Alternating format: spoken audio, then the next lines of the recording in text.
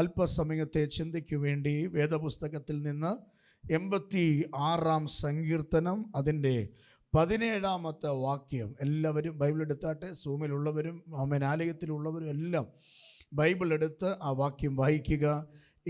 സങ്കീർത്തനം 86, 17-ാമത്തെ വാക്യം. എന്നെ പകയ്ക്കുന്നവർ കണ്ട് ലജ്ജിക്കേണ്ടതിന് നന്മയ്ക്ക് ഒരടയാളം എനിക്ക് തരണമേ. എന്നെ കണ്ട് പകയ്ക്കുന്നവർ കണ്ട് ആമേൻ ലജ്ജിക്കേണ്ടതിന് നന്മയ്ക്കായി ഒരു അടയാളം എനിക്ക് തരണമേ. മതി, അത്രയും മതി. ഇന്ന് രാവിലെ ഞാൻ വേദപുസ്തകം ധ്യാനം നടത്തുമ്പോൾ പ്രാർത്ഥനാ മുറിയിൽ അല്പസമയം പ്രാർത്ഥിക്കുമ്പോൾ പരിശുദ്ധാത്മാവ് എന്നോട് പറഞ്ഞ ഒരു ദൈവിക ആലോചനയാണ് ഈ വാക്യത്തിൽ നിന്ന് സംസാരിപ്പാൻ. ചില നന്മകൾ, ചില അടയാളങ്ങൾ ദൈവം നമുക്ക് ഈ വർഷം തരാൻ പോകുകയാണ്. ഈ വർഷത്തിൻ്റെ ആരംഭം കുറിച്ച സമയം മുതൽ നമുക്കറിയാം, വ്യത്യസ്തമായ നിലയിൽ ദൈവം ചില കാര്യങ്ങൾ നമ്മുടെ ഇടയിൽ ചെയ്തുകൊണ്ടിരിക്കുകയാണ്. ഞാനത് വ്യക്തിപരമായി ഇന്ന് രാവിലെ തിരിച്ചറിയുന്നുണ്ട്. കർത്താവ് നമ്മുടെ നടുവിൽ എന്തൊക്കെയോ പ്ലാനുകൾ കർത്താവ് ഒരുക്കിയിട്ടുണ്ട്. ചില വഴികൾ ദൈവം നമുക്ക് വേണ്ടി കണ്ടിട്ടുണ്ട്. അത് വെളിപ്പെടുന്ന നാളുകളാണ്. 86-ാം സങ്കീർത്തനത്തിൽ ഒരു സങ്കീർത്തന പ്രബോധനമല്ലല്ലോ, ഇവിടെ അങ്ങനെ ഒരു പരിപാടി ഇല്ലാത്തത് കൊണ്ട് സങ്കീർത്തന പ്രബോധനമല്ല, ദാവീദിൻ്റെ ഒരു സങ്കീർത്തനത്തിൽ നിന്നും ദൈവം ഇന്ന് രാവിലെ ഞാൻ ആ ഭാഗം വായിച്ചപ്പോൾ കർത്താവ് എനിക്കൊരു നിയോഗം തന്ന ഒരു വാക്യമാണ് ഈ 17-ാമത്തെ വാക്യം. അപ്പോൾ 17-ാമത്തെ വാക്യത്തിനകത്ത് നിന്ന് അതിൻ്റെ പാർട്ടിൽ നിന്ന് ദൈവത്തിൻ്റെ ആത്മാവിന് നമ്മോട് ചില കാര്യങ്ങൾ ഇന്ന് രാവിലെ സംസാരിപ്പാനായിട്ട് ഉണ്ട്. എന്നെ പകയ്ക്കുന്നവർ കണ്ട് ലജ്ജിക്കേണ്ടതിന് നന്മയ്ക്കായി ഒരടയാളം എനിക്ക് തരണമേ. ഇന്ന് രാവിലെ എത്ര വിശ്വസിക്കുന്നു? പകയ്ക്കുന്നവർ, പല ആളുകളും പറയുന്ന ഒരു കാര്യമാണ്, അവരെന്നെ പകയ്ക്കുന്നു, അവരെന്നെ നിസ്സാരവൽക്കരിക്കപ്പെടുന്നു, അവരെന്നെ വല്ലാതെ പെരുമാറുന്നു, അവരെന്നെ കുറവുള്ളവരായി കാണുന്നു, അവരെന്നെ തിരസ്കരിക്കുന്നു. ഇത് പലരും പറഞ്ഞ എന്നെ അംഗീകരിക്കുന്നില്ല.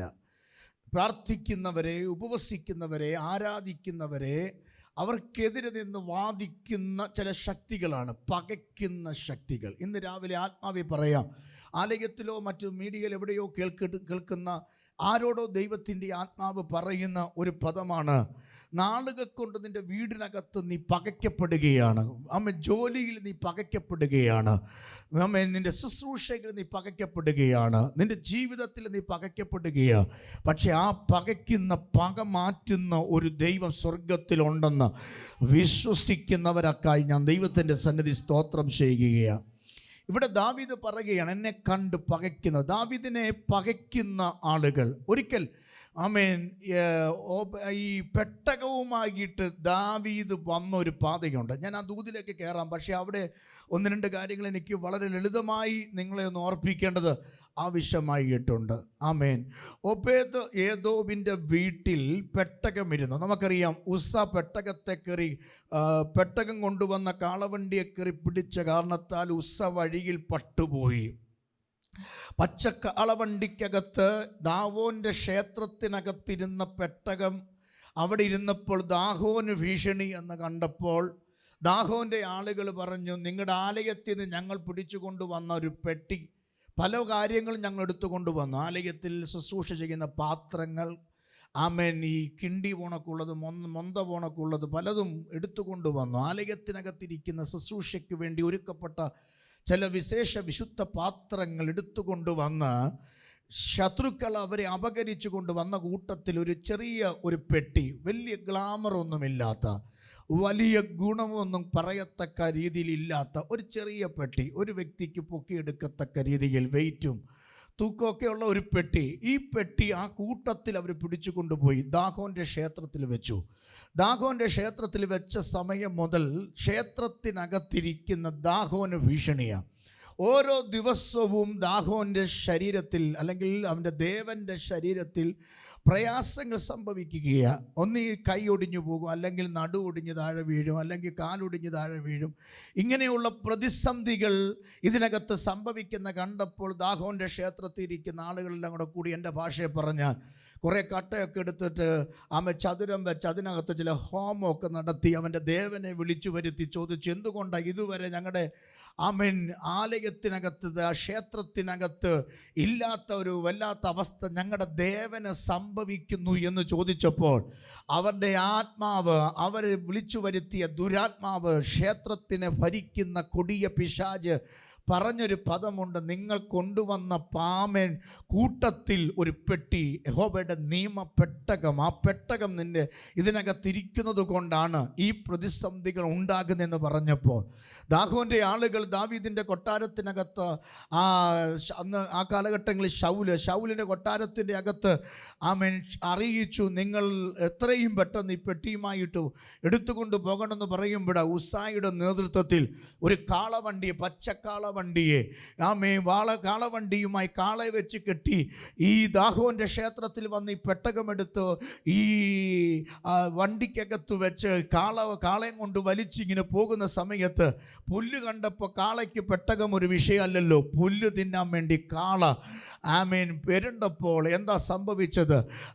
പെട്ടകം കൊണ്ടുവന്ന വണ്ടിയുടെ വീല് ഒടിഞ്ഞ് വഴിയിൽ പട്ട് അത് പെട്ടകം തെറിച്ച് റോഡിൽ വീഴുകയാണ്. ആ സമയത്ത് ഉസ കയറി പിടിക്കുക. എന്തിനാ പിടിച്ചത്? പെട്ടകം താഴെ പോകാതിരിക്കാനാണ്. ഇന്ന് പകൽ ആത്മാവി പറയാ, വ്യവസ്ഥയില്ലാതെ കൈവച്ചതിൻ്റെ കുഴപ്പം എന്താണെന്നറിയാമോ? പെട്ടകം ഒരിക്കലും വണ്ടിക്കകത്ത് കൊണ്ടുപോകേണ്ട, കാളവണ്ടിക്കകത്ത് കൊണ്ടുപോകേണ്ട ഒരു വസ്തുവല്ല. യോശുവയുടെ പുസ്തകത്തിൽ ഇങ്ങനെ വായിക്കുന്നു, 3-ാം അധ്യായം. നാളെ ഈ നേരത്ത് പുരോഹിതന്മാർ നിയമപ്പെട്ടകവുമായി നിങ്ങളുടെ മുമ്പേ വരും. 4 പുരോഹിതന്മാർ തോളിൽ വഹിക്കേണ്ട പെട്ടകവുമായി നിങ്ങളുടെ മുമ്പേ വരും. അപ്പോൾ നിങ്ങൾ ഇരിക്കുന്ന സ്ഥലം വിട്ടു പുറപ്പെട്ട് അതിൻ്റെ പിന്നാലെ ചെല്ലണം എന്നാണ് ദൈവത്തിൻ്റെ ദൂത് പറഞ്ഞത്. അങ്ങനെയെങ്കിൽ യഹോവയുടെ പെട്ടകം കാളവണ്ടിക്കകത്തിരിക്കേണ്ടതല്ല, യഹോവയുടെ പെട്ടകം ദാഗോന്റെ ക്ഷേത്രത്തിൽ ഇരിക്കേണ്ടതല്ല, യഹോവയുടെ പെട്ടകം ഭക്തന്മാരുടെ തോളിലിരിക്കേണ്ടതാ. ഇന്ന് പകൽ ആത്മാവി പറയുക, നമ്മുടെ തോളിൽ വെക്കേണ്ട യഹോവയുടെ പെട്ടകത്തെ വ്യവസ്ഥയില്ലാത്തടത്ത് വെച്ചാൽ മരണം വരെ സംഭവിക്കുന്നതിൻ്റെ തെളിവാണ്. ഉസ്സ കയറി പിടിച്ചു, ഉസ്സ താഴെ വീണു. ഇന്ന് പകൽ ആത്മാവിൽ ആരാധിക്കുന്ന, ആലയത്തിൽ ഇരിക്കുന്ന പ്രിയപ്പെട്ടവർ, മീഡിയ വഴി കേൾക്കുന്ന നൂറുകണക്കിന് ജനത്തോട് ഞാൻ ഇന്ന് പകൽ ദൂത് പറയുക, യഹോവയുടെ പെട്ടകം നിന്റെ തോളിൽ വെക്കട്ടെ. യഹോവയുടെ പെട്ടകം കാളവണ്ടിയിൽ വെക്കരുത്, വ്യവസ്ഥയില്ലാത്തടത്ത് വെക്കരുത്. ഇന്ന് പകൽ യഹോവയുടെ പെട്ടകം ഇന്ന് പകൽ അത് ഷെൽഫേൽ ഇരിക്കേണ്ടതല്ല, യഹോവയുടെ പെട്ടകം കാളവണ്ടിക്കകത്തിരിക്കേണ്ടതല്ല. യഹോവയുടെ പെട്ടകം നിന്റെ തോളിൽ ഇരിക്കേണ്ടതാ. യഹോവയുടെ പെട്ടകം നിന്റെ തോളിൽ ഉണ്ടെങ്കിൽ ജോർദാൻ പോലെയുള്ള സമവിഷയങ്ങൾ രണ്ടായിട്ട് പിളർന്നിട്ട് പാതയൊരുക്കി നിന്നെ അക്കരെ കൊണ്ടുപോകുവാൻ യഹോവയ്ക്ക് കഴിയുമെന്ന് ഞാൻ ഇന്ന് പകൽ ദൂത് പറഞ്ഞാൽ എത്ര പേർക്ക് കരമടിച്ച് സ്തോത്രം ചെയ്യാൻ കഴിയും? യഹോവയുടെ പെട്ടകം നിന്റെ കുടുംബത്തിന്റെ സ്ഥിതി മാറ്റും. യഹോവയുടെ പെട്ടകം നിന്റെ അവസ്ഥയ്ക്ക് മാറ്റം വരുത്തും. യഹോവയുടെ പെട്ടകം നിന്റെ നിലവാരങ്ങൾക്ക് വ്യത്യാസം വരുത്തും. ഈ 2024 ജനുവരി മാസം 21-ാം തീയതി വിശുദ്ധ സഭായോഗത്തിൽ ആരാധിക്കുന്ന ദൈവ മക്കളോട് ഇന്ന് പകൽ ആത്മാവിന്റെ ദൂത് കൈമാറുകയാ. യഹോവയുടെ പെട്ടകത്തെ എടുക്കേണ്ടതുപോലെ ചുമ്മേണ്ടതുപോലെ ചുമ്മിയാൽ, എടുക്കേണ്ടതുപോലെ എടുത്താൽ നിന്റെ തലമുറ അനുഗ്രഹിക്കപ്പെടും. ഹല്ലേലൂയ. ഇന്ന് രാവിലെ പരിശുദ്ധാത്മാവിനെ പ്രാർത്ഥിക്കുമ്പോൾ ആത്മാവ് എന്നോട് പറഞ്ഞൊരു ദൈവിക ദൂതാണ്. എടുക്കേണ്ടതുപോലെ എടുത്തിട്ടുണ്ടെങ്കിൽ നിന്റെ തലമുറ അനുഗ്രഹിക്കപ്പെടും. ഈ പെട്ടകം എടുക്കേണ്ടതുപോലെ എടുത്തിട്ടുണ്ടെങ്കിൽ നിന്റെ കുടുംബത്തിന്റെ നിലവാരം മാറും. എടുക്കേണ്ടതുപോലെ എടുത്തിട്ടുണ്ടെങ്കിൽ നിന്റെ ജോലിയുടെ അവസ്ഥയ്ക്ക് മാറ്റം വരും. ഈ പെട്ടകം എടുക്കേണ്ടതുപോലെ എടുത്തിട്ടുണ്ടെങ്കിൽ നിന്റെ കുടുംബത്തിന്റെ അന്തരീക്ഷം ദൈവം മാറ്റും. കരമടിച്ച് സ്തോത്രം ചെയ്യുക. ഇന്ന് പകൽ കരമടിച്ച് സ്തോത്രം ചെയ്യുക. ആരുടെയൊക്കെയോ വീടുകളിൽ നഷ്ടപ്പെട്ടു പോയ യഹോവയുടെ പെട്ടകം മടങ്ങി വരുന്നു. ആരുടെയൊക്കെയോ വീടുകളിൽ നഷ്ടപ്പെട്ടു പോയ യഹോവയുടെ പെട്ടകം മടങ്ങി വരുന്നു. നാളുകൾ കൊണ്ട് നഷ്ടപ്പെട്ടു പോയ നിന്റെ ജീവിതത്തിലെ സന്തോഷം, സമാധാനം മടങ്ങി വരാ. നിന്റെ കുടുംബം അനുഗ്രഹിക്കപ്പെടാ, നിന്റെ തലമുറ വിടുവിക്കപ്പെടാ. ഇന്ന് പകൽ യഹോവയുടെ പെട്ടകത്തെ ചുമക്കുക തയ്യാറുള്ള ദൈവമക്കൾ ഇന്ന് പകൽ ആലയത്തിൽ മാത്രമല്ല, മീഡിയ വഴി ആരാധിക്കുന്നവർ ഇരിക്കുന്ന ഇരിപ്പിടത്തിൽ കരമടിച്ച് ആമേൻ പറഞ്ഞു.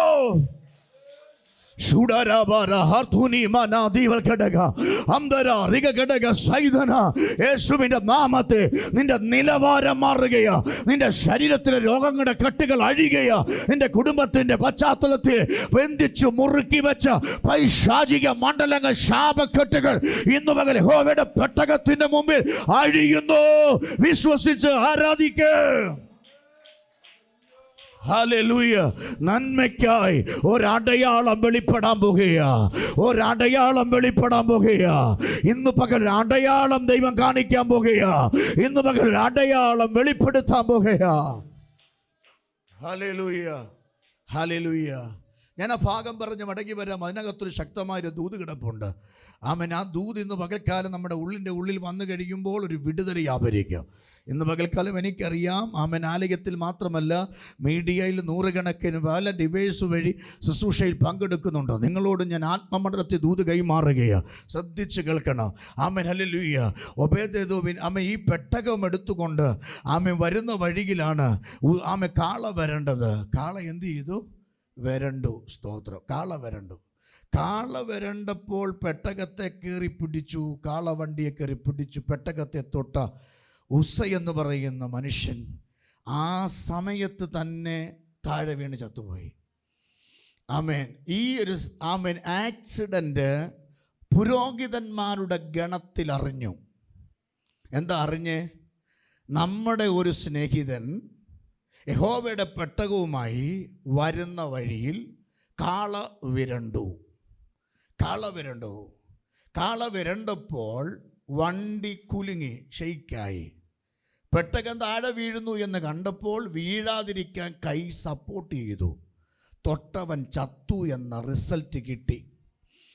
ആമേൻ. കണ്ടോ? വ്യവസ്ഥയില്ലാത്ത തൊട്ടപ്പോൾ എന്തോ സംഭവിച്ചു? മരണം. ഈ പുസ്തകം എടുക്കുമ്പോഴേ ആമേൻ, രാവിലെ ചൂലെടുക്കുന്ന നോക്കി പുസ്തകം എടുക്കരുത്. ഇത് വ്യവസ്ഥയോടുകൂടെ തൊടാവൂ. ഒരാമേൻ പറഞ്ഞോണം. ഇത് വ്യവസ്ഥയോടു കൂടെ എടുക്കേണ്ടതാണിത്. ഇത് കണ്ടവൻ്റെ കൈ കൊടുക്കാനുള്ളതല്ല ഇത്. ഹല്ലേലൂയ. ആമേൻ. ഹല്ലേലൂയ. ഈ പുസ്തകത്തിൻ്റെ ഒരു മഹാത്മ്യമുണ്ട്. പുസ്തകത്തിനൊരു പ്രമാണമുണ്ട്. കണ്ട രാഷ്ട്രീയക്കാരുടെ കൊടുത്തിട്ട് ഫോട്ടോ എടുത്ത് ഫേസ്ബുക്കിൽ ഇടാനുള്ളതല്ല ഈ പുസ്തകം. ഈ പുസ്തകത്തിന് ആമേൻ ഒരു മഹത്വമുണ്ട്. ഇതെടുത്തവൻ അനുഗ്രഹിക്കപ്പെട്ടിട്ടുണ്ട്. ഞാൻ പറഞ്ഞു വരാം, ഇന്ന് പകൽ നന്മയ്ക്കായി ഒരു അടയാളം വെളിപ്പെടുത്താൻ പോകുകയാണ്. എത്ര എൻ്റെ കൂടെ കൊണ്ട് ഇത് പകല്? ഹല്ലേലൂയ. എല്ലാവരും കേൾക്കുക. ആമേൻ. ഈ പെട്ടകം അങ്ങനെ സംഭവിച്ചു എന്ന് അറിഞ്ഞപ്പോൾ ഇപ്പോൾ കിടപ്പ് നിങ്ങളുടെ ഭാവന നിങ്ങൾ ഇമാജിൻ ചെയ്യണം. ഇപ്പോൾ നിങ്ങളുടെ ഭാഗം നിങ്ങളൊന്ന് മനസ്സിൽ കാണണം. ഇപ്പോൾ വണ്ടിയുടെ അവസ്ഥ എന്താ? കാളയുടെ അവസ്ഥ എന്താ? പെട്ടകത്തിൻ്റെ അവസ്ഥ എന്താ? ഇത് കൊണ്ടുവന്ന ഉസ്സായുടെ അവസ്ഥ എന്താ? നോക്കുക. ആമേൻ. ഞാൻ എൻ്റെ ഭാവനയിൽ ഞാൻ ഇങ്ങനെ പറയാം. കാലും കൈ ഒടിഞ്ഞിടത്ത് കിടക്കുകയാണ്. വണ്ടി കാണായി കിടക്കുകയാണ്. അതിൻ്റെ വീല് രണ്ടെണ്ണവും ഒടിഞ്ഞിട്ടുണ്ട്, പൊളിഞ്ഞു കിടക്കുകയാണ്. പെട്ടകം എങ്ങനെ കിടക്കുന്നത്? തെറിച്ച് റോഡിൽ കിടക്കുകയാണ്. ആമേൻ. നോക്ക്, പെട്ടകം ഇപ്പോൾ റോഡിൽ കിടക്കുകയാണ്. ഇത് ആലയത്തിലിരുന്നതാണ്. ശൗലിൻ്റെ കാലത്ത് ആലയത്തിനകത്തിരുന്ന പെട്ടകം ഇപ്പോൾ എവിടെ കിടക്കുന്നത്? റോഡിൽ കിടക്കുകയാണ്. Oh Jesus, hallelujah. ആമേൻ. പണ്ട് ആലയത്തിലുള്ള ആരാധന ഇപ്പോൾ റോഡിൽ കിടക്കുകയാണ്. ആമേൻ. മറ്റൊന്ന്, ഉസ്സ എവിടെ കിടക്കുന്നത്? അവൻ മറു സൈഡിൽ കൈയെല്ലാം കൂടെ വിടർത്തി കിടക്കുകയാണ്. ആമേൻ. മൂക്ക് കുത്തി ചത്ത് കിടക്കുകയാണ്. നിങ്ങളെ ഭാവനയെ കണ്ടേ. ഇത് കണ്ടറിഞ്ഞ പുരോഹിതന്മാര്, ഇതിനകത്ത് ശക്തമായ ദൂതുണ്ട്. ഇത് അറിഞ്ഞ പുരോഹിതന്മാർ പെട്ടകം മറിഞ്ഞത് അറിഞ്ഞ് കണ്ട് വന്ന പുരോഹിതന്മാർ വന്ന് കണ്ടപ്പോൾ ഞാൻ ഈ പറഞ്ഞതുപോലെയാ പുരോഹിതന്മാർ കാണുന്നത്. ഇവരെല്ലാം കൂടെ ഒരു തീരുമാനമെടുത്തു. എപ്പോഴറിയാമോ? ആ എരുത്തിൻ്റെ അവിടെ നിന്ന്, അല്ലെങ്കിൽ ആ കാളവണ്ടിയുടെ അടുക്ക നിന്നൊരു കമ്മിറ്റി അങ്ങ് കൂടി. സ്തോത്രം. ആ കാളവണ്ടിയുടെ അടുക്ക നിന്നൊരു കമ്മിറ്റി എന്ത് ചെയ്തു? കൂടി. ഞങ്ങളും പണ്ടൊരിക്കൽ കമ്മിറ്റി കൂടി. എന്താ അറിയാമോ? ഒരാൾ ഞങ്ങളെ വിളിച്ചു പറഞ്ഞു, ഞങ്ങൾക്ക് സഹായം വേണമെന്ന് പറഞ്ഞു. അപ്പോൾ സഹായം വേണമെന്ന് പറഞ്ഞപ്പോൾ ഞങ്ങളോട് പറഞ്ഞു, ഞങ്ങൾ കഞ്ഞി വെച്ച് കഴിച്ചിട്ട് നാൾ കുറേയായി. കഞ്ഞി വെച്ച് കഴിച്ചിട്ട് നാൾ കുറേയായി. പാമ്പാടിയില്ല കേട്ടോ. ആമേൻ. കഞ്ഞി വെച്ച് കഴിച്ചിട്ട് നാൾ കുറേയായി. എനിക്കിത് കേട്ടപ്പോൾ ഭയങ്കര വിഷമം. ഞാൻ ജോമോനെ വിളിച്ചു പറഞ്ഞു, ജോമോനെ, ഒരു ദൈവദാസന, ആമേൻ, ഒരു സഭയുടെ പേര് പറയുന്നില്ല, അദ്ദേഹം പറഞ്ഞു ഇന്ന സഭയുടെ പാസ്റ്ററാ, ആമേൻ. അതുകൊണ്ട് കഞ്ഞി വെച്ചെന്ന് നാള് കുറേയായി, അതുകൊണ്ട് നമുക്ക് എന്തെങ്കിലും ഒന്ന് ചെയ്യണമല്ലോ. അപ്പോൾ അവൻ എന്നോട് ചോദിച്ചു, നമുക്ക് എന്തുവാടാ ചെയ്യാൻ പറ്റുന്നത്? ഞാൻ പറഞ്ഞു, എനിക്കിവിടെ ഇരിക്കാൻ പറ്റുന്നില്ല, എനിക്ക് പോയേ പറ്റൂ, അദ്ദേഹത്തിൻ്റെ അടുക്ക പോയേ പറ്റൂ.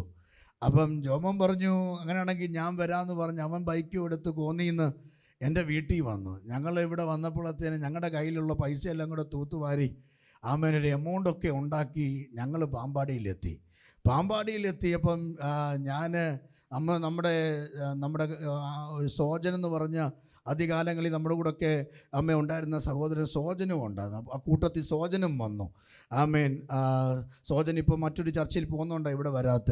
അപ്പോൾ ആദ്യകാലങ്ങളിൽ നമ്മുടെ കൂടെ ഉണ്ടായിരുന്ന ഒരു ഹൈറ്റുള്ളൊരു പയ്യൻ സോജൻ, അദ്ദേഹം കൂടെ വന്നു. അപ്പോൾ ഞങ്ങൾ 3 പേരും കൂടി എൻ്റെ വണ്ടിയിൽ ഞാൻ പാമ്പാടി ചെന്ന് ഒരു പാസ്റ്റർ വീട് തിരക്കി അടുത്ത വീട്ടിൽ ചെന്ന് വഴി ചോദിച്ചപ്പോൾ ആ വീട്ടുകാർ പറഞ്ഞു, ഒന്ന് സൂക്ഷിച്ചോണേ എന്ന് പറഞ്ഞു. അപ്പം ഞങ്ങൾക്ക് മനസ്സിലായി എന്തോ ഇതിനകത്ത് പരിപാടി ഉണ്ടെന്നുള്ള കാര്യം മനസ്സിലായി. ഞങ്ങൾ പോയത് കുറേ അരിയും സാധനവും അവരുടെ വീട്ടു സാധനങ്ങളൊക്കെ വാങ്ങിച്ച് കൊടുത്ത് അവരെ അല്പനാളത്തേക്കൊന്ന് സഹായിക്കാൻ വേണ്ടിയാണ് ഞങ്ങൾ ചെല്ലുന്നത്. ഞങ്ങളവിടെ വീട്ടിൽ കയറി ചെന്ന് ഞാൻ പാസ്റ്ററാണ്, ഇന്ന സഭയുടെ ID കാർഡൊക്കെ ഉണ്ട് എന്നൊക്കെ പറഞ്ഞ് ഞങ്ങളവിടെ ചെന്നപ്പോൾ ഞാനിത് കണ്ടില്ല. സോജൻ ഇങ്ങനെ കാല് നീട്ടി കസാരയിൽ ഇങ്ങനെ ഇരുന്ന് അദ്ദേഹത്തോട് ഇങ്ങനെ സംസാരിച്ചു കൊണ്ടിരിക്കുമ്പോൾ ഞങ്ങളോട് പറഞ്ഞ എന്താ, അരിയില്ല, മാസങ്ങളായി ഞങ്ങൾ വല്ലതും കഴിച്ചിട്ടെന്നാണ് പറഞ്ഞത്.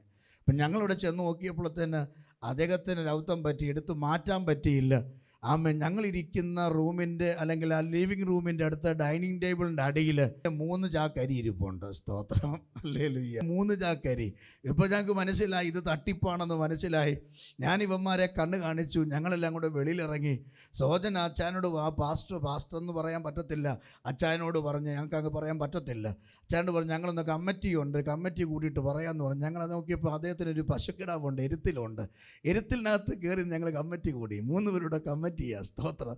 എരുത്തിനകത്ത് കൂടി കമ്മിറ്റി കൂടി. വിഷയം ഇതാണ്, നിങ്ങൾ പോകുന്ന സഭയുടെ പാസ്റ്ററിൻ്റെ ലെറ്റർ വാങ്ങിച്ചുകൊണ്ട് വരാമെങ്കിൽ നിങ്ങൾ ഉദ്ദേശിക്കുന്ന കാര്യം, ഞങ്ങളൊരു കാര്യം പറഞ്ഞായിരുന്നു, ആ കാര്യം ഞങ്ങൾ ചെയ്തു തരാമെന്ന് പറഞ്ഞു. ഇന്ന് വരെ ആ പുള്ളിക്ക് കത്തുമായിട്ട് ഞങ്ങളുടെ മുമ്പിൽ എന്ത് ചെയ്തിട്ടില്ല, വന്നിട്ടില്ല. ഞങ്ങൾ ഒരു പൈസയും കൊടുത്തില്ല. കാരണം പറഞ്ഞ മൊത്തം എന്തായിരുന്നു, കള്ളമായിരുന്നു. ഹല്ലേലൂയ. 3 ആഴ്ചയായി ഞങ്ങൾ കഞ്ഞി കുടിച്ചിട്ടെന്ന് പറഞ്ഞ് കേട്ടപ്പോൾ ഞാൻ ജോമോട് പറഞ്ഞു, എനിക്ക് ഇവിടെ ഇരിക്കാൻ വയ്യ, നീ വരുന്നില്ലേ, വരണ്ടാടാന്ന് പറഞ്ഞപ്പോൾ അവൻ ചാടിക്കയറി കോന്നിന്ന് വണ്ടി ഓടിച്ച് വീട്ടിൽ വന്ന് ഞങ്ങൾ 3 പേരും കൂടെ അദ്ദേഹത്തിൻ്റെ വീട്ടിൽ പോയി കഞ്ഞിക്കുള്ള വകയൊരുക്കാൻ വേണ്ടി ചെന്നപ്പോൾ കസേരയുടെ കീഴിൽ എന്തിരിക്കുക, 3 ചാക്ക് അരി ഇരിക്കുക. അപ്പോൾ നോക്കിക്കേ, എന്ന പോലെ കമ്മിറ്റി എന്ത് ചെയ്യുക, ഈ പുരോഹിതന്മാരോടെ കൂടി പെട്ടെന്നൊരു കമ്മിറ്റി കൂടി. എന്താണെന്നറിയാമോ, നിങ്ങൾ അറിയാൻ വേണ്ടിയാണ് പറഞ്ഞു, ഇങ്ങനെയും കുറേ എണ്ണം ഉണ്ട് കേട്ടോ. ഹല്ലേലൂയ. കമ്മിറ്റി കൂടി എന്താണെന്നറിയാമോ, ആമേൻ, ഒന്നീ ശവം കൊണ്ടുപോകണം, അല്ലെങ്കിൽ പെട്ടകം കൊണ്ടുപോകണം. എന്തോ കൊണ്ടുപോകണം, ശവം കൊണ്ടുപോകണം, അല്ലെങ്കിൽ എന്തോ കൊണ്ടുപോകണം, പെട്ടകം കൊണ്ടുപോകണം. ഒരിക്കലും ശവവും പെട്ടകവും കൂടെ കൊണ്ടുപോകാൻ പറ്റത്തില്ല. അതൊരു ആത്മീയ മർമ്മമാണ്. രക്ഷിക്കപ്പെട്ട ദൈവത്തിൻ്റെ പൈതലിന് ശവവും പെട്ടകവും കൂടെ കൊണ്ടുപോകാൻ പറ്റത്തില്ല. അർത്ഥം, ലോകവും ആത്മീയ മണ്ഡലം കൂടെ നിനക്ക് കൊണ്ടുപോകാൻ പറ്റത്തില്ല. ഒന്നി നീ ആത്മീകനായിരിക്കണം, അല്ലെങ്കിൽ നീ അനാത്മീകനായിരിക്കണം. അവർ തീരുമാനമെടുത്തു, ശവം കൊണ്ടുപോകേണ്ട, പെട്ടകം കൊണ്ടുപോകാൻ വഴിയിടാൻ പറ്റത്തില്ല. ഇത് യഹോവയുടെ പെട്ടകമാണ്. ആമേൻ. പെട്ടകത്തിൻ്റെ മൂല്യത ഈ പുരോഹിതന്മാർക്കറിയാം. അപ്പോഴാണ് ഒരു പുരോഹിതൻ പറയുക, ബൈബിളിനകത്തില്ല, ചിന്ത പറയുക, നമ്മൾ ഈ പെട്ടകം കൊണ്ടുപോകാതെ, ശവം കൊണ്ടുപോകാതെ പെട്ടകം കൊണ്ടുപോയാൽ ശവം ഇവിടെ കിടന്ന് എന്ത് ചെയ്യും, നാറും. അത് പിന്നെ നമുക്ക് തലവേദനയാണ്. അതുകൊണ്ടൊരു കാര്യം ചെയ്യുക, തൽക്കാലം റോഡിൽ നിന്ന് പെട്ടകം എടുത്ത് അടുത്തുള്ള എവിടെയെങ്കിലും ഒന്ന് വയ്ക്കാം, എന്നിട്ട് ഇപ്പോൾ നമുക്ക് ശവം കൊണ്ടുപോയി അടക്കാം. അങ്ങനെ ഇരിക്കുമ്പോൾ ഒരു പുരോഹിതൻ തലപൊക്കി നോക്കിയപ്പോൾ റോഡിൻ്റെ സൈഡിൽ, റോഡിൻ്റെ മുകളിൽ എൻ്റെ ഭാവനയിൽ ഒരു കൊച്ചു വീട് കണ്ടു. കൊച്ചു വീട്. ആ കൊച്ചു വീടെന്ന് പറഞ്ഞാൽ, ഞാൻ ബൈബിളിനകത്തില്ല, ഞാൻ ഇങ്ങനെ പറയാം, ഒരു ചെറിയ ഓല ഷെഡാണ് കൊച്ചു വീട്. അന്നന്ന് കണ്ടത്തിൽ ജോലി ചെയ്ത് ജീവിക്കുന്ന ഒരു കൊച്ചു മനുഷ്യൻ്റെ കൊച്ചു വീട്. ആ വീട് കണ്ടപ്പോൾ പുരോഹിതൻ ഒരുത്തൻ പറഞ്ഞു, നമുക്ക് ആ വീട് ചോദിക്കാം, ആ വീട്ടിലേക്ക് നമുക്ക് ഈ പെട്ടകം വയ്ക്കാം, എന്നിട്ട് ശവം കൊണ്ടുപോയി അടക്കാം. അങ്ങനെ ഇരുന്നപ്പോൾ അവരെ കമ്മിറ്റിക്കകത്ത് തീരുമാനമായി, അങ്ങനെയാണെങ്കിൽ പെട്ടകം ആ വീട്ടിൽ വെക്കാൻ ചോദിക്കാം. 2 പുരോഹിതന്മാർ ആ വീട്ടിലേക്ക് കയറി ചെല്ലുകയാണ്. ആ വീട്ടിലേക്ക് കയറി ചെന്ന പുരോഹിതന്മാർ ചോദിച്ചു, ഇവിടെ ആരുമില്ലേ? അവൻ 2 പേരുടെ ചോദ്യത്തിൻ്റെ മുമ്പിൽ ആ വീടിനകത്തു നിന്നൊരു ആൻറ്റി ഇങ്ങനെ ഇറങ്ങി വരികയാണ്. ചോദിച്ചു, എന്താണ് കാര്യം? നിങ്ങൾ അറിഞ്ഞില്ലേ ഇവിടെ ഒരു ആക്സിഡൻ്റ് ഉണ്ടായി? അറിഞ്ഞു, ഞങ്ങൾ അവരുടെ ആൾക്കാരാ. ആയിക്കോട്ടെ, എന്താ കാര്യം? ഞങ്ങളുടെ കയ്യിലൊരു പെട്ടിയുണ്ട്, ആ പെട്ടി ഇവിടോട്ടൊന്ന് വെച്ചോട്ടെ.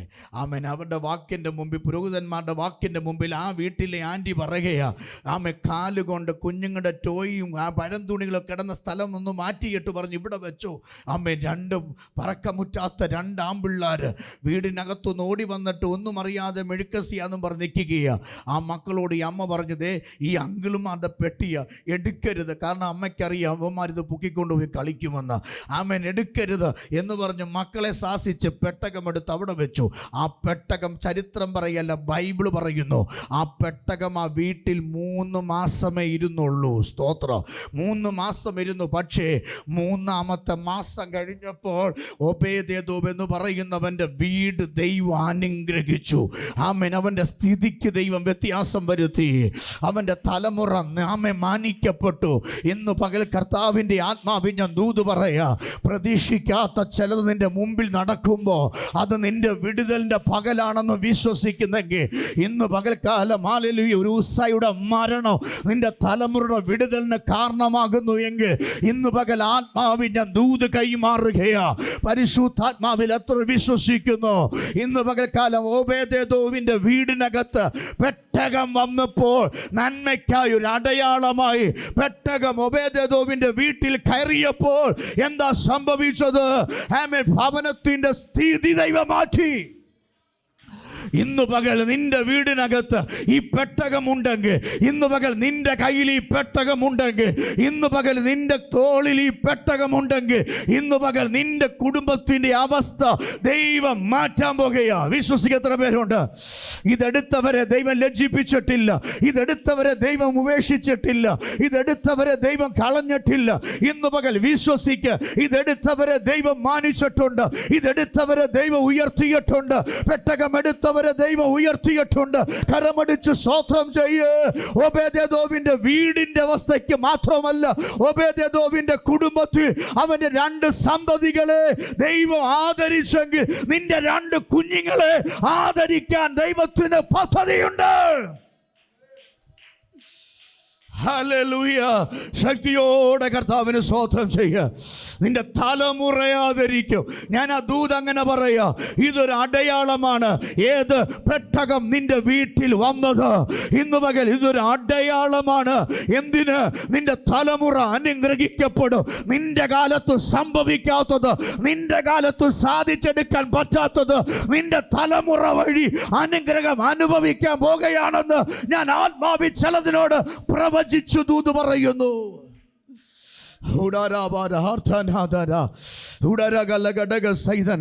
നീ കൊതിച്ച ചില വിഷയങ്ങളുണ്ട്, നീ ആഗ്രഹിച്ച ചില വിഷയങ്ങളുണ്ട്. നിന്റെ സഹോദരങ്ങൾ ഇന്ന നിലയിലായി, നിന്റെ കുടുംബം ഇന്ന മേഖലയിലായി. ഞാൻ ഇന്നും ഇങ്ങനെ കിടക്കുകയാ, എൻ്റെ അവസ്ഥ എന്നും ഇങ്ങനെയാണ്, ഞാൻ ഇന്ന് പകൽ കഷ്ടപ്പെടുകയാണ്. ഇന്ന് പകൽ ഞാൻ ഒരു നേരത്തെ ജോലി നഷ്ടപ്പെട്ടാൽ എൻ്റെ പണം നഷ്ടപ്പെടും. ഒരു ദിവസം ഞാൻ വീട്ടിലിരുന്ന വീടിനകത്ത് ദാരിദ്ര്യം വരും. എന്നാൽ ഇന്ന് പകൽ സ്വർഗം പറയുന്നു, ഈ പെട്ടകം നീ പിറുപിറുപ്പ് കൂടാതെ എടുത്തതുകൊണ്ട്, ഈ പുസ്തകം എടുത്തതുകൊണ്ട് ഓബേദെദോമിന്റെ തലമുറ ദൈവം ആദരിച്ചതുപോലെ നിന്റെ തലമുറയെ ദൈവം ആദരിച്ച് നീ കണ്ടിട്ടില്ലാത്ത രാജ്യങ്ങളിൽ, നീ കണ്ടിട്ടില്ലാത്ത പട്ടണങ്ങളിൽ, നീ കണ്ടിട്ടില്ലാത്ത ദേശത്ത് നിന്റെ തലമുറ വഴി നീ സഞ്ചരിക്കാൻ പോകുകയാ. ഇതൊരു പ്രവചനമാണ്. ഏറ്റെടുക്കുന്ന എത്ര പേരുണ്ട്? ഇന്ന് പകൽ നിന്റെ തലമുറ വഴി ചില രാജ്യങ്ങൾ നീ കാണും. നിന്റെ തലമുറ വഴി, നിന്റെ പെൺകൊച്ചു വഴി, നിന്റെ ആൺകൊച്ചു വഴി, നിന്റെ ചാമ കുഞ്ഞുങ്ങൾ നിമിത്തം ചില രാജ്യങ്ങളുടെ നന്മകൾ, ചില ദേശത്തിന്റെ ഉയർച്ചകൾ, ചില ഭൗതിക മേഖലകൾ, അനുഗ്രഹങ്ങൾ നിങ്ങൾ കാണുമെന്ന് വിശ്വസിക്കുന്നവർ കരമടിച്ചു ദൈവത്തിന് സ്തോത്രം ചെയ്യുക. നന്മയ്ക്കായി ഒരു അടയാളം ദൈവം നിന്റെ കയ്യിൽ തന്നിരിക്കുകയാ.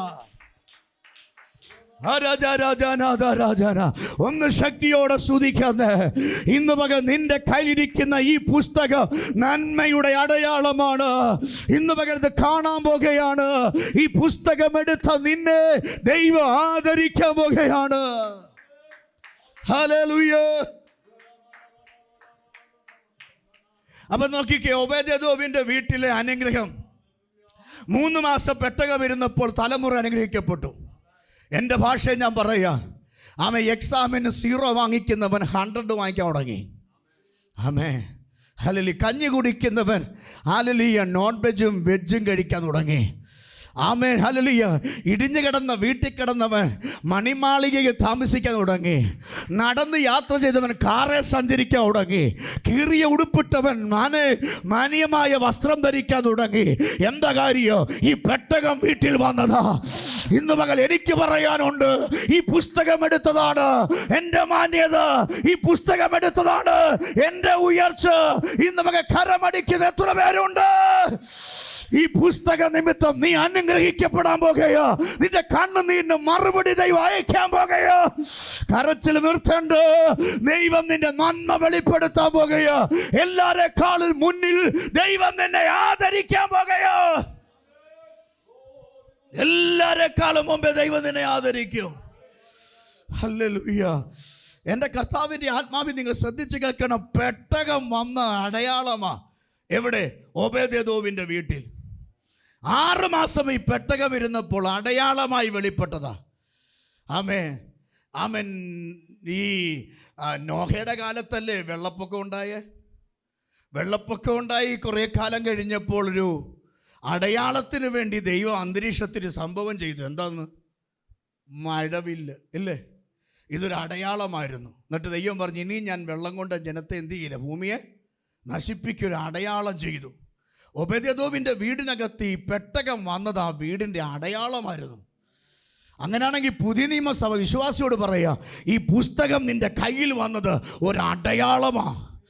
ഈ അടയാളത്തിൻ്റെ പേരാണ് സങ്കീർത്തനക്കാരൻ പറഞ്ഞത് നന്മയ്ക്കായൊരു അടയാളം. എവിടെയാണ് ഈ നന്മയ്ക്കായി അടയാളം വെളിപ്പെടുന്നത്? സങ്കീർത്തനക്കാരൻ പറയുന്നു, പകയ്ക്കുന്നവരുടെ മുമ്പിൽ അടയാളം. അപ്പൊ ഈ അടയാളത്തിന്റെ പ്രത്യേകത, ഇത് നന്മയ്ക്കായുടെ അടയാളമാണ്. ഷായിച്ച, ഈ അടയാളം എവിടെയാ വെളിപ്പെടുന്നത്?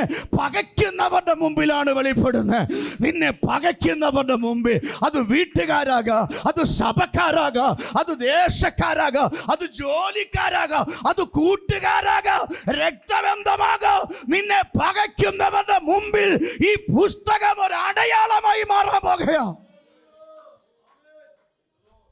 Hallelujah, hallelujah. ഞാൻ ഈ വാക്ക് പറയുമ്പോൾ എൻ്റെ ശരീരത്തിൽ ദൈവത്തിൻ്റെ ആത്മാവിൻ്റെ വലിയ സാന്നിധ്യം ഞാൻ അനുഭവിക്കുന്നുണ്ട്. ഇന്ന് പകൽ ഞാൻ പ്രസംഗിക്കുകയല്ല, ഞാൻ പ്രവചിക്കുകയാ. ചില കുടുംബങ്ങളിൽ അടയാളം വെളിപ്പെട്ടിരിക്കുകയാ. അതാ നിന്റെ കയ്യിലിരിക്കുന്ന ഈ പുസ്തകം, ഈ പെട്ടകം. നിന്റെ കയ്യിൽ പഴയ നിയമത്തിൽ പെട്ടകമാണെങ്കിൽ പുതിയ നിയമത്തിലെ പെട്ടകം എന്ന് പറയുന്നത് വിശുദ്ധ വേദപുസ്തകമാ. ഈ പുസ്തകം നിന്റെ കയ്യിൽ വന്നത് അടയാളമാ. എന്തിന്? നിനക്കൊരു വിടുതലുണ്ടെന്ന്, നിനക്കൊരു ഉയർച്ചയുണ്ടെന്ന്, നിനക്കൊരു നന്മയുണ്ടെന്ന്, ഈ സ്ഥിതി മാറുമെന്ന് ഒരടയാളമാ.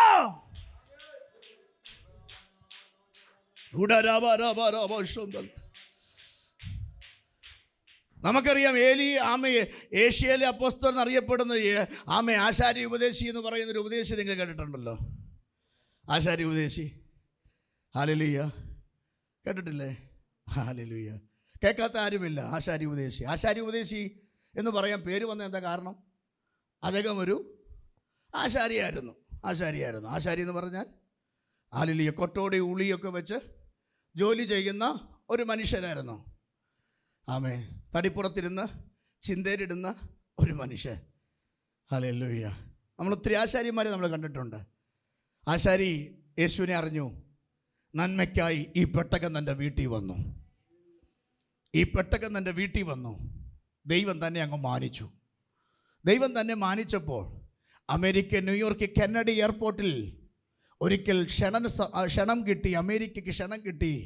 അമേരിക്കയിൽ ന്യൂയോർക്കിലുള്ള കെന്നഡി എയർപോർട്ടിൽ ചെന്ന് താൻ ഇറങ്ങി. കെന്നഡി എയർപോർട്ടിൽ ചെന്നിറങ്ങി തൻ്റെ പെട്ടി തുറന്നിട്ട്, ഫ്ലൈറ്റിൽ നിന്നിറങ്ങിയിട്ട് എമിഗ്രേഷന് മുമ്പ് പെട്ടി തുറന്നിട്ട് പെട്ടിക്കകത്തുനിന്ന് ബൈബിൾ എടുത്ത് കയ്യിൽ വെച്ചു. എമിഗ്രേഷൻ ഗ്രൗണ്ടിൽ ചെന്ന് ക്ലിയറൻസ് എല്ലാം കഴിഞ്ഞ് പുറത്തേക്ക് ഇറങ്ങുമ്പോൾ ഇദ്ദേഹം പെട്ടിക്കകത്തുനിന്ന് പുറത്തെടുത്ത ബൈബിൾ തലേ വെച്ചുകൊണ്ട് എമിഗ്രേഷൻ ഗ്രൗണ്ടിൽ നിന്ന് പുറത്തേക്ക് ഇറങ്ങി വരികയാണ്.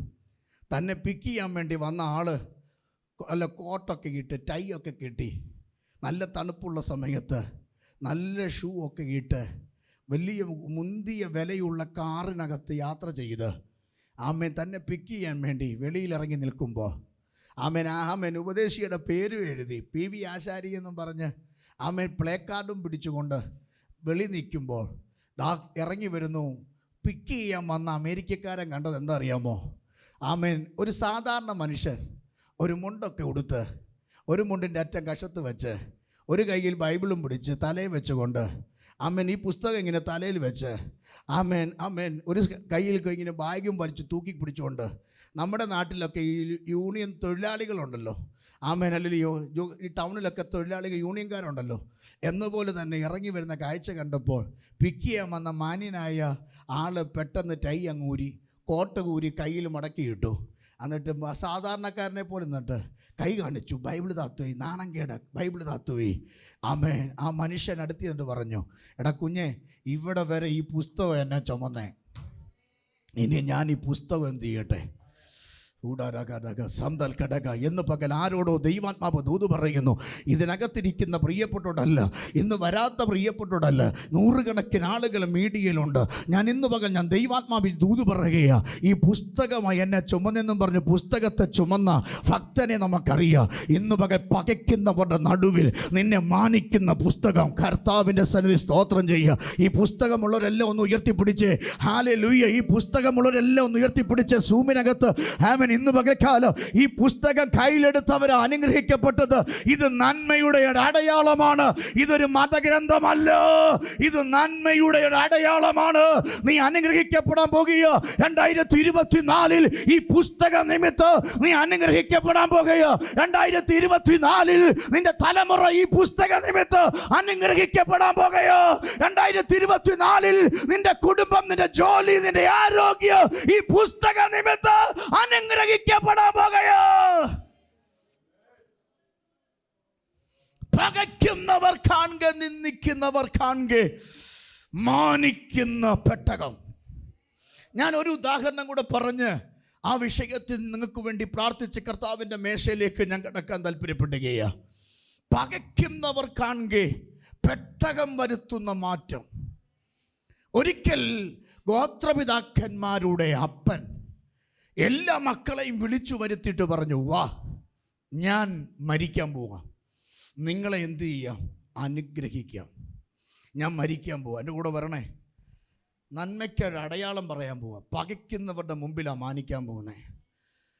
ദൂതൻ ശ്രദ്ധിക്കുക, പകയ്ക്കുന്നവരുടെ മുമ്പിൽ മാനിക്കുക. ഗോത്രപിതാക്കന്മാരുടെ അപ്പൻ തന്നെ മക്കളെ വിളിച്ചിട്ട് പറഞ്ഞു, ഞാൻ മരിക്കാൻ പോവുക, എല്ലാവരും വാ, എല്ലാവരും വാ. എല്ലാവരും വന്നു. ആ കൂട്ടത്തിൽ ലേവ്യനും വന്നു, മനശ്ശ, ദാന് എന്ന് തുടങ്ങി എല്ലാവരും വന്നു. അപ്പൻ കിടക്കെ കിടന്നുകൊണ്ട് ഇവരെ അനുഗ്രഹിച്ചു. എല്ലാവരുടെ തലയെ കൈവച്ചിട്ട് പറഞ്ഞു, നീ അനുഗ്രഹിക്കപ്പെടും. എല്ലാവരെയും വലം കൈ വെച്ച് എന്ത് ചെയ്തു? അനുഗ്രഹിച്ചു. എടുത്ത് വായിപ്പിക്കുന്നില്ല, നമുക്കറിയാവുന്ന ഭാഗമാണ്. ദൂത് പറഞ്ഞാൽ വിടാൻ പോകുകയാണ്. എല്ലാവരുടെ തലയെ കൈവച്ച് അനുഗ്രഹിച്ചു. നീ അനുഗ്രഹിക്കും, നീ അനുഗ്രഹിക്കപ്പെടും, നീ അനുഗ്രഹിക്കപ്പെടും, നീ അനുഗ്രഹിക്കപ്പെടും എന്ന് പറഞ്ഞ് അനുഗ്രഹിച്ചു. ലേവ്യന്റെ ഭാഗം വന്നപ്പോൾ ഇടം കൈ വെച്ചിട്ട് പറയുക, എന്മനമേ ഇവന്റെ യോഗത്തിൽ എന്ത് ചെയ്യരുത്, ഇവന്റെ മന്ത്രങ്ങളിൽ അകപ്പെടരുത്. നോക്ക്, മറ്റെല്ലാ മക്കളെയും തലയെ കൈവച്ചത് ഏത് കൈ കൊണ്ടാ? വലം കൈ കൊണ്ട്. ലേവ്യന്റെ അടുക്കൽ വന്നപ്പോൾ അപ്പൻ കൈവച്ചത് ഇടം കൈ വെച്ച്. എന്നിട്ട് ഒറ്റ ശാപം അപ്പൻ, ഇവന്റെ യോഗത്തിൽ എന്ത് ചെയ്യരുത്, ഇവന്റെ മന്ത്രങ്ങളിൽ എന്ത് ചെയ്യരുത്, അകപ്പെടരുത് എന്ന് പറഞ്ഞ് ലേവ്യനെ അപ്പൻ ശപിച്ചു. ദൂത് പറയാം, അപ്പനെ ലേവ്യനെ ശപിച്ചു. ഇന്ന് രാവിലെ ഈ ആരാധനയിൽ പങ്കെടുക്കുന്ന പ്രിയപ്പെട്ടവരോട് ദൈവാത്മ പറയുന്ന ദൂതാണ്. അനുഗ്രഹത്തിന് പകരം അപ്പൻ ആരാ? ജന്മം കൊടുത്തവർ ശപിച്ചു കളഞ്ഞു.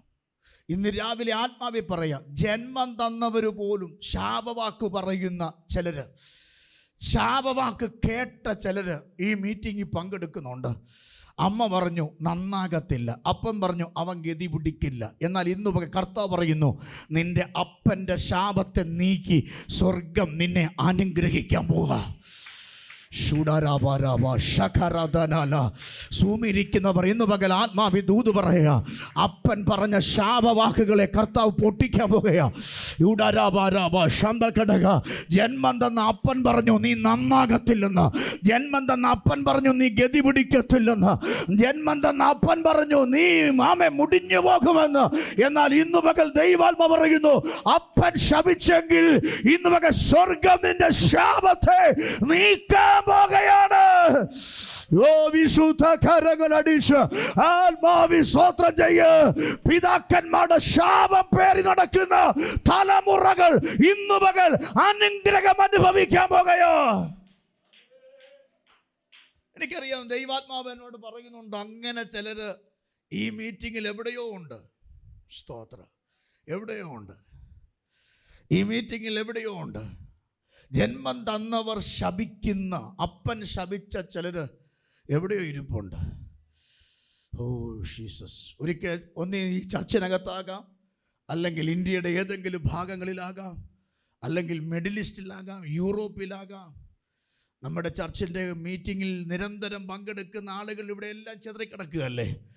അതുകൊണ്ട് ഇന്ന് പകൽ ആരോടോ ദൈവാത്മാവ് ശക്തമായി പറയുന്നു, ജന്മം തന്നവരുടെ ശാപവാക്കും ഏറ്റുവാങ്ങി കഴിഞ്ഞ ചില വർഷങ്ങളായി ബന്ധിക്കപ്പെട്ട് കിടക്കുന്ന നിന്റെ ശാപത്തെ 2024 ജനുവരി 21 സ്വർഗം ആ കുരുക്കഴിക്കാൻ പോവാ.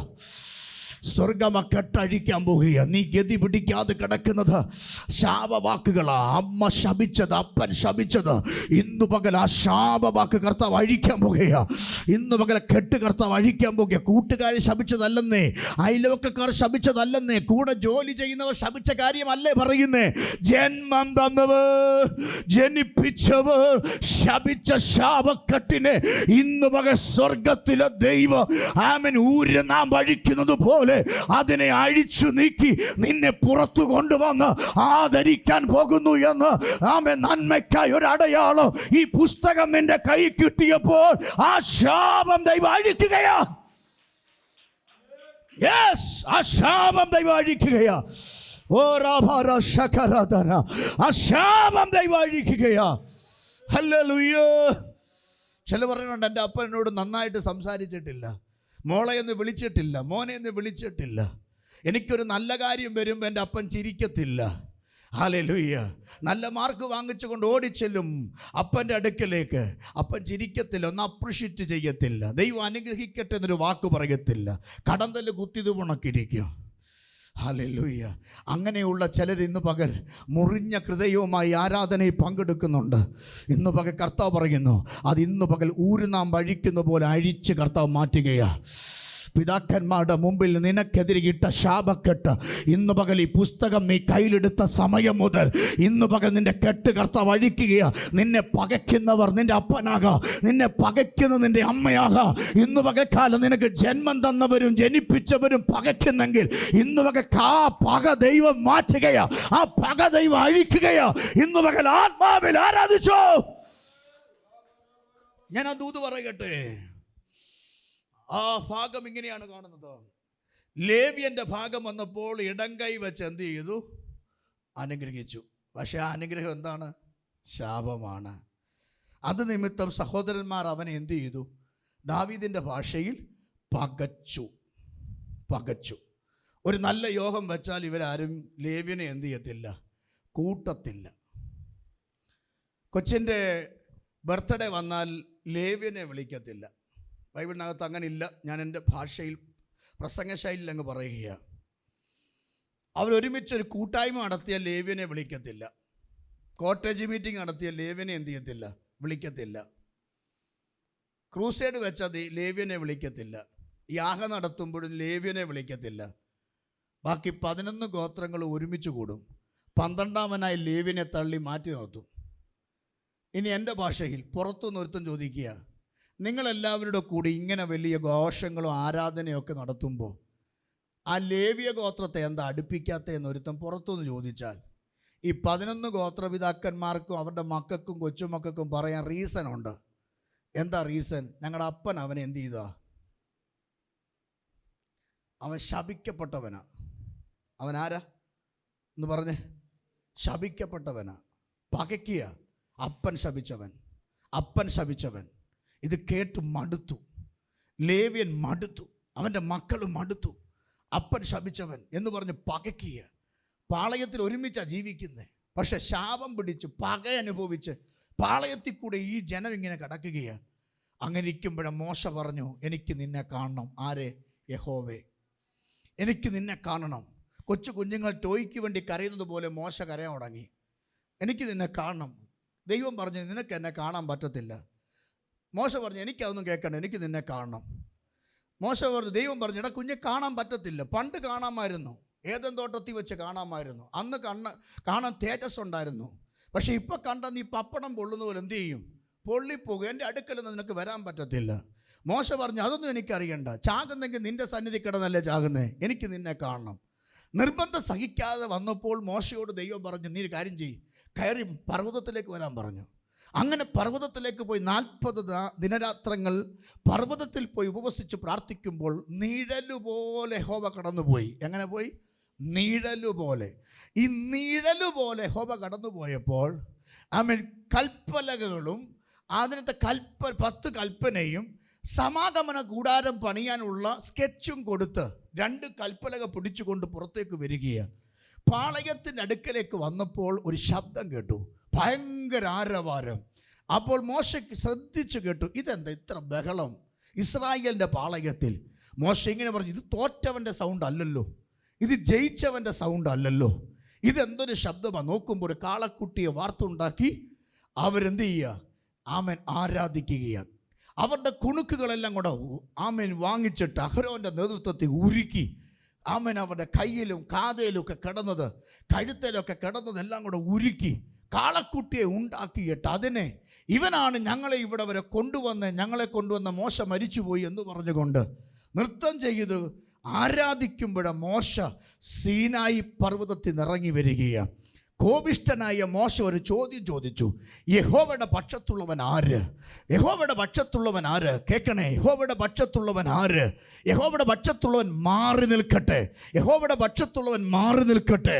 ആമേ പാളയത്തിനകത്ത് ഒറ്റയൊരുത്തനും യഹോവയുടെ പക്ഷത്ത് മാറി നിൽക്കാൻ ഇല്ല എന്ന് കണ്ടപ്പോൾ ആമേൻ ലേവി പുരോഹിതൻ തൻ്റെ മക്കളെ വിളിച്ചിട്ട് പറയുക, മക്കളെ ഒരു ശബ്ദം കേട്ടു. അതെന്താണ്? യഹോവയുടെ പക്ഷത്തുള്ളവൻ മാറി നിൽക്കട്ടെ. എടാ കുഞ്ഞുങ്ങളെ, നിന്റെ അപ്പന്മാര് ആമേൻ നിന്റെ സഹോദരന്മാര് ചേട്ടന്മാര് അപ്പൻ്റെ ശാപത്തിൻ്റെ പേര് പറഞ്ഞ് ആമേൻ നമ്മളെ അടുപ്പിച്ചില്ല. പക്ഷെ ഇന്ന് പകൽ വാ, നമുക്ക് യഹോവയുടെ പക്ഷത്ത് നിൽക്കാം. ഇന്ന് പകൽ യഹോവയുടെ പക്ഷത്ത് നിൽക്കാൻ ആര് റെഡിയാ? അപ്പൻ്റെ ശാപം വാങ്ങിച്ചവരോട് ഞാൻ ആത്മാവി പറയുക, പകയ്ക്കുന്നവർ എത്ര പേരുണ്ട്? പകയ്ക്കപ്പെട്ടവർ എത്ര പേരുണ്ട്? ശപിക്കപ്പെട്ടു എന്ന് പറയുന്ന എത്ര പേരുണ്ട്? ഇങ്ങനൊരു മകളില്ല, ഇങ്ങനൊരു മകനില്ലെന്ന് പറഞ്ഞ് വേദന അനുഭവിക്കുന്നുണ്ട്. ഞാൻ പറയാ, നീ യഹോവയുടെ പക്ഷത്ത് വാ, നീ യഹോവയുടെ പക്ഷത്ത് വാ.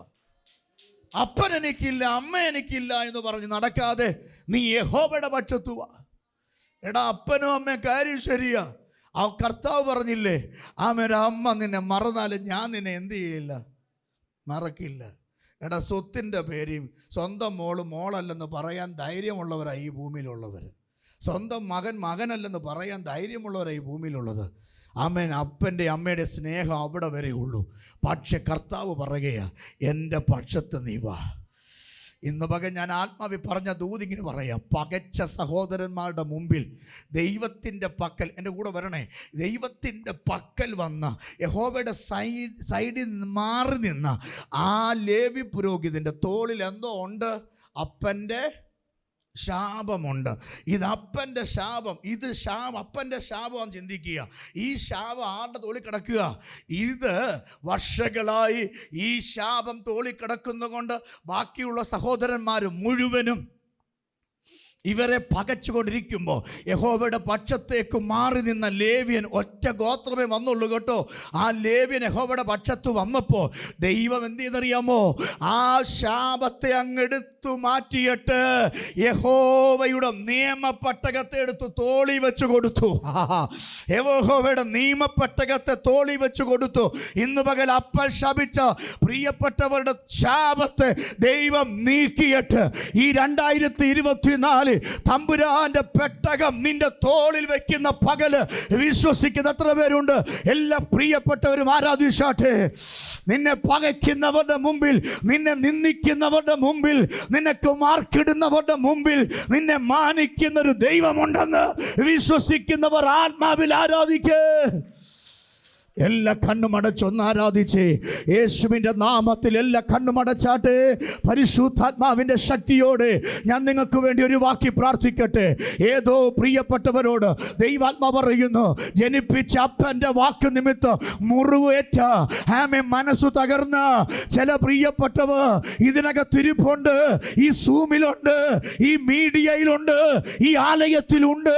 എന്നാൽ ഇന്ന് പകൽ ദൈവാത്മാവ് അങ്ങനെയുള്ളവരുടെ ദൂത് പറയുന്നു, നിന്റെ ശാപത്തെ ദൈവം നീക്കിയിട്ട് ഈ പെട്ടകം നിന്റെ തോളിൽ വെച്ച് നിന്റെ സ്ഥിതിക്ക് ദൈവം വ്യത്യാസം വരുത്താൻ പോകുകയോ. നന്മയ്ക്കായി ഒരു അടയാളം വെളിപ്പെടാൻ പോകുകയാ.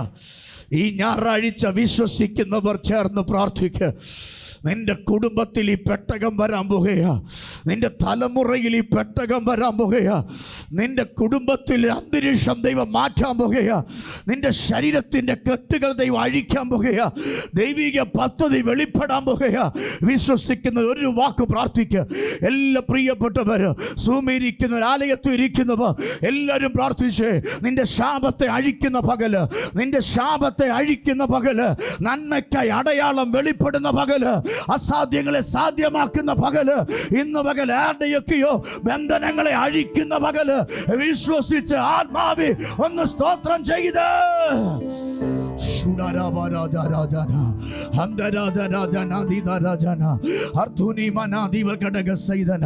ഞാൻ നിങ്ങൾക്ക് വേണ്ടി പ്രാർത്ഥിക്കാൻ പോകുകയാ. ഒരു വാക്ക് സ്തോത്രം ചെയ്യുക. ഇന്ന് പകൽ ചില പെട്ടകം നിന്റെ തോളി വരുമ്പോ നിന്റെ ശാപം ദൈവം നീക്കുകയാ. ചില മുറിവുകൾ ഉണങ്ങുകയാ. ഹൃദയത്തിൽ വർഷങ്ങളായി നിന്റെ അപ്പന്റെ വായിൽ നിന്ന് വന്ന വാക്കുകൾ, നിന്റെ അമ്മയുടെ വായിൽ നിന്ന് വന്ന വാക്കുകൾ വർഷങ്ങളായി ഉണങ്ങാതെ നിന്റെ ഹൃദയത്തിൽ ഇന്നും കിടക്കുന്നത് ദൈവം അത് ഉണക്കുകയാണ്. ഇന്ന് പകൽ നിന്നെ ദൈവം വിടുവിക്കുകയാണ്.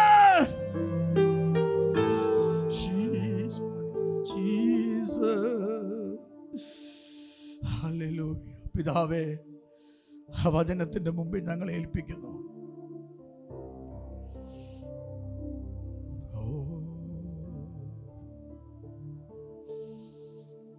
ജീസസ്, ആ വചനത്തിന്റെ മുമ്പിൽ ഞങ്ങളെ ഏൽപ്പിക്കുന്നു.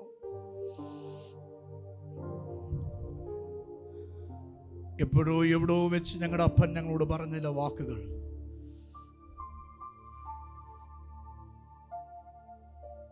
ഒരു പക്ഷെ അദ്ദേഹം തൻ്റെ സാഹചര്യം കൊണ്ട് പറഞ്ഞതായിരിക്കാം. പക്ഷെ അത് ശാപം പോലെ മക്കളെ പിന്തുടർന്ന,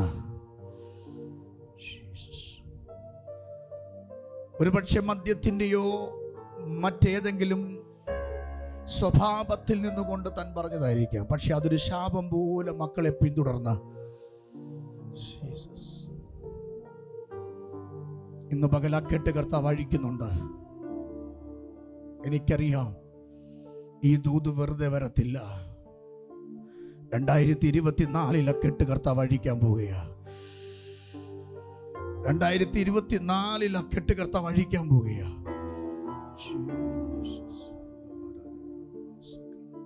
ദൂതിനെ തടയുന്ന, ശുശ്രൂഷ ബന്ധിക്കുന്ന, പകയ്ക്കുന്ന ജീസസ് ജനത്തിന്റെ ഇടയെ നന്മയ്ക്കായി ഒരടയാളം വെളിപ്പെടുകയാണ്. ഒരടയാളം വെളിപ്പെടുകയാണ്. പിതാവേ, ഞാൻ അങ്ങനെ പറഞ്ഞു പ്രാർത്ഥിക്കുന്നു. ഞാൻ അങ്ങനെ പറഞ്ഞു പ്രാർത്ഥിക്കുന്നു. Thank you Lord. Thank you heavenly father. Thank you heavenly father. ചില മക്കളുടെ കെട്ടുകളെ കർത്താവ് ഇന്ന് പകൽ അഴിക്കട്ടെ. ചില മക്കളുടെ ശാപത്തെ ദൈവം ഇന്ന് പകൽ പൊട്ടിക്കട്ടെ. ജന്മം കൊടുത്തവർ ശപിച്ച ചില ശാപങ്ങൾ ഇന്ന് പകൽ അഴിക്കട്ടെ.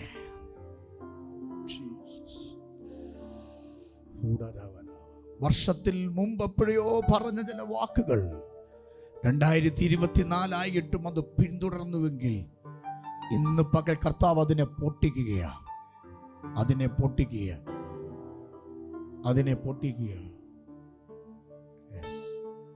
അതിനെ പൊട്ടിക്കുക, അതിനെ പൊട്ടിക്കുക. Jesus, Jesus. ആലയത്തിൽ മാത്രമല്ല, നൂറുകണക്കിന് ജനങ്ങൾ ഈ മീഡിയയിൽ വിവിധ ഡിവൈസ് വഴി പങ്കെടുക്കുമ്പോൾ ഞാൻ നിങ്ങൾക്ക് ദൂത് കൈമാറുകയാണ്. എൻ്റെ കൂടെ പ്രാർത്ഥിക്കുന്ന നിങ്ങളുടെ മേൽ വർഷങ്ങൾക്ക് മുമ്പ് പിശാചിട്ട ശാപക്കെട്ട് കർത്താവ് പൊട്ടിക്കുക.